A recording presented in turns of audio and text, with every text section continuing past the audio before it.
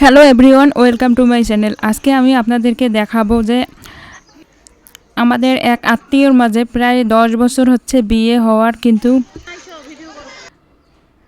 কোনো বিদায়ের অনুষ্ঠান সম্পূর্ণ হয়নি।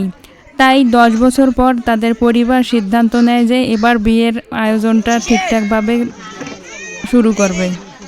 তার ছেলে মেয়ে বড় হয়েছে, কিন্তু শ্বশুর বাড়িতে আজ পর্যন্ত কাউকে নিয়ে যায়নি। তাই হঠাৎ করে তাদের ইচ্ছা জাগলো যে বিদায়ের অনুষ্ঠানটা 10 বছর পরেই করবে। অনুষ্ঠানে একজন অতিথি হিসাবে আমিও এসেছি, তাই এই ভিডিওটা সম্পূর্ণ আপনাদের সামনে তুলে ধরলাম। খাওয়া দাওয়ার আয়োজন বেশ ভালোই করেছে। প্রায় 50 থেকে 60 জনের উপর হবে লোকজন। সবাই বেশ খুশি এই অনুষ্ঠানে আসতে পেরে। ছোট ছোট বাচ্চাগুলো বসেছে দুই সাইড দিয়ে। ছোট করে আয়োজন করছে,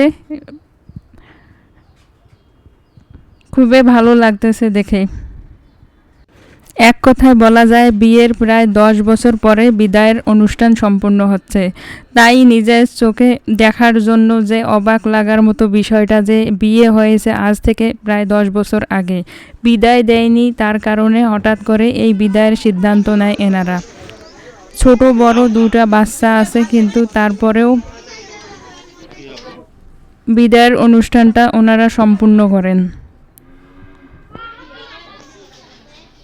আপনারা লাইভে কে কীরকম এরকম অনুষ্ঠানে কতবার গেছেন আপনারা কমেন্ট করে জানাবেন।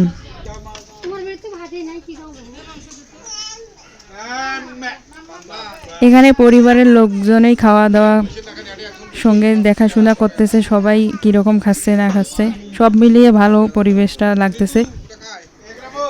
এখন শীতের প্রায় শেষের দিকে, প্রচণ্ড গরম হলে এই অনুষ্ঠানে আসা সম্ভব হতো না।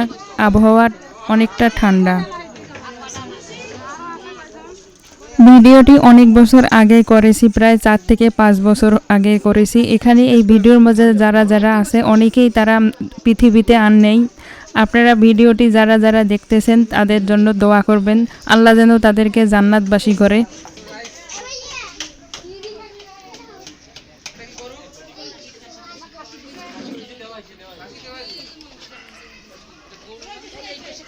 সবাই ব্যস্ত চারদিকে পরিবেশন নিয়ে।